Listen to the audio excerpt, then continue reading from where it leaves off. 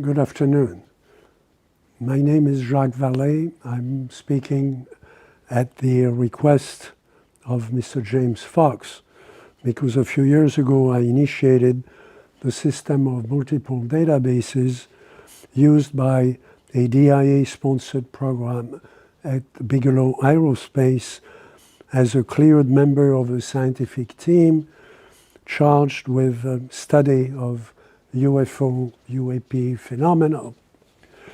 The data warehouse system contained data about 260,000 screened reports of anomalous objects in flight and hundreds of reports of creatures, live or dead, associated with crashed or landed vehicles of unknown provenance, including some similar to those in Virginia, thus providing useful multinational and historical context.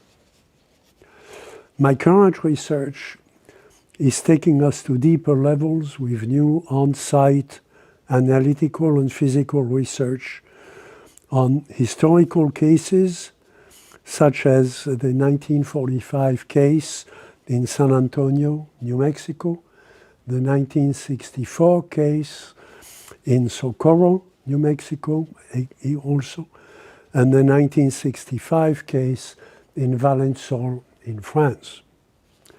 In those and several others, new physical and environmental data was collected. The observations involve a total of 7 creatures, generally similar in size and general body shape to those described by the witnesses in Virginia, Brazil, and by Mr. Fox, providing both context and statistical support for current and future findings. In particular, all the creatures just mentioned breathed air normally.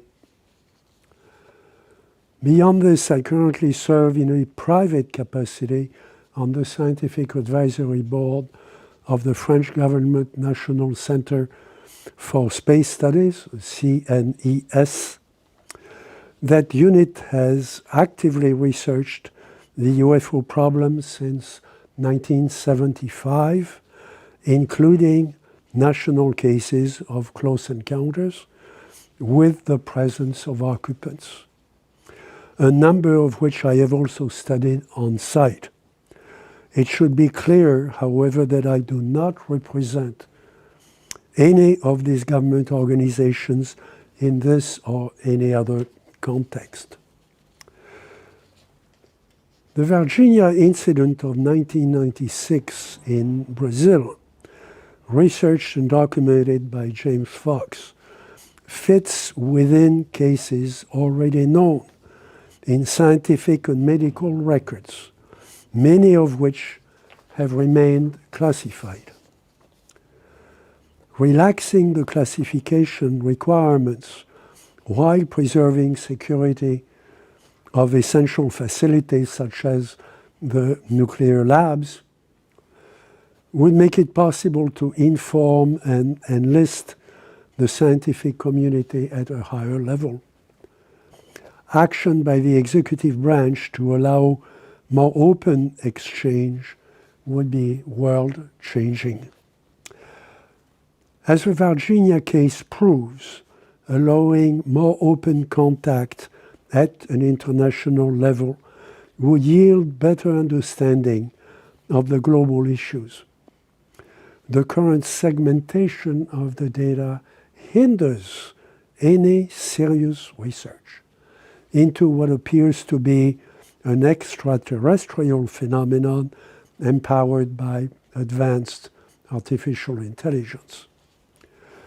Open archives do exist to some extent, describing the physical and biological environment of the crafts and their occupants.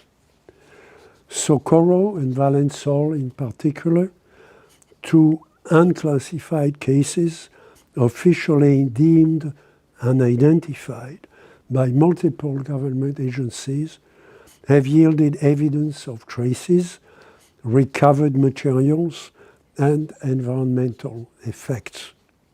But we know that much more is available.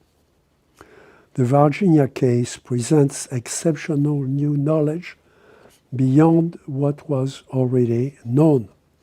It improves our information in two fundamental ways.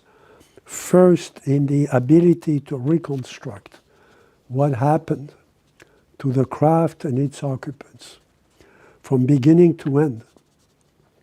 And second, in the professional description of the anatomical and behavioral features of the live creature recovered by authorities within a short time of the crash and to the point of its death. By this achievement, James' long and perilous project has opened up an entirely new field of research.